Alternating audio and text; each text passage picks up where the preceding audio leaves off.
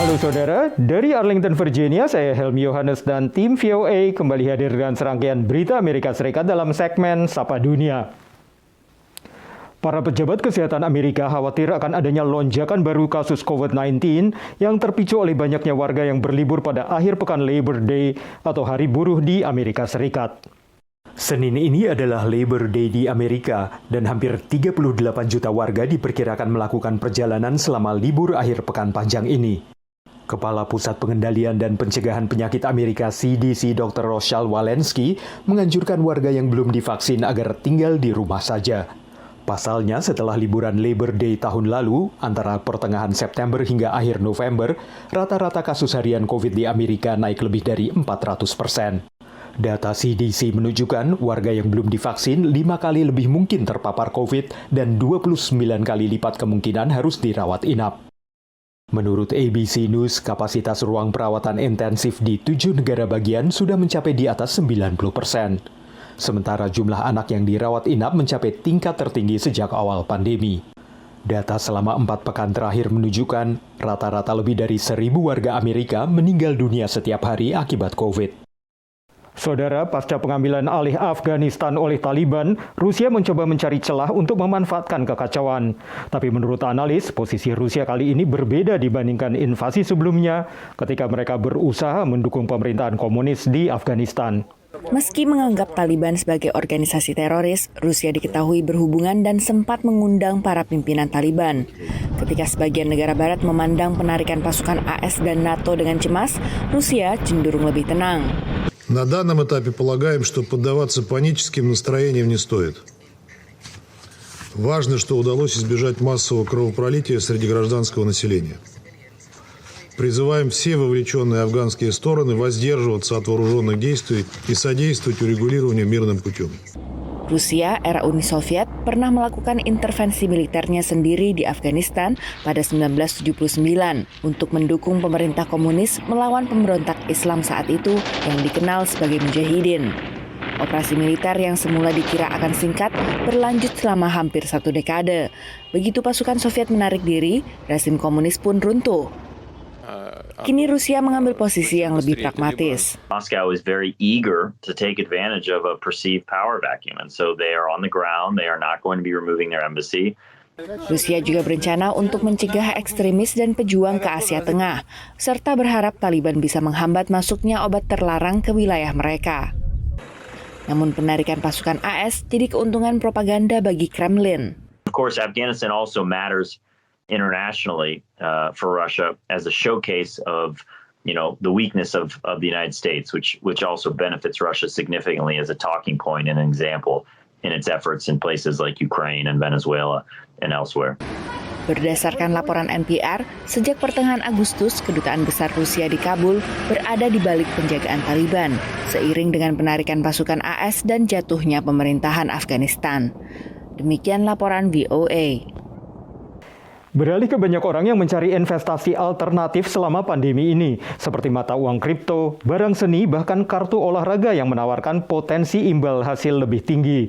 Penjual bahan koleksi ini memperkirakan penjualan kartu olahraga tahun ini akan melonjak 3 kali lipat dibanding tahun lalu.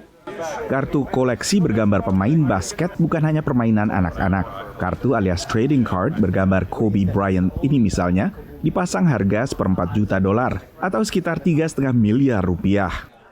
It's a 2018 Kaboom PSA 10 Kobe Bryant 5 out of 10, the only gold Kaboom year in basketball period.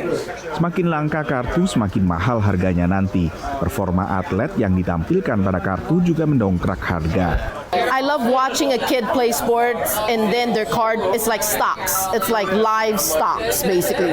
There's no other collecting that will give you that.